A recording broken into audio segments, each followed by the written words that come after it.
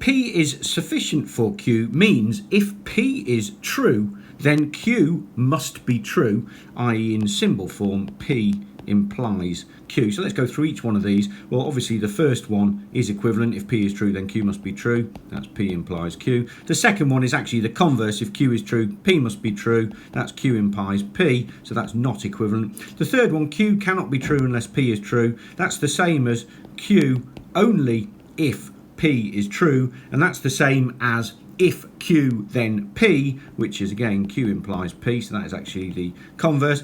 Q is a sufficient condition for P. Again, that's the converse. That is Q implies P, so that one's not. P is true only if Q is true. Well, that's P implies Q, so that one is equivalent. P is true if Q is true. That's basically if Q then P, which is Q implies P, so that one's not equivalent. Q is necessary for P. Well, if P is sufficient for Q, then by definition Q is necessary for P, so that one is equivalent. That's P implies Q, and if we count them all up, we've got 1, 2, 3, so the answer is D.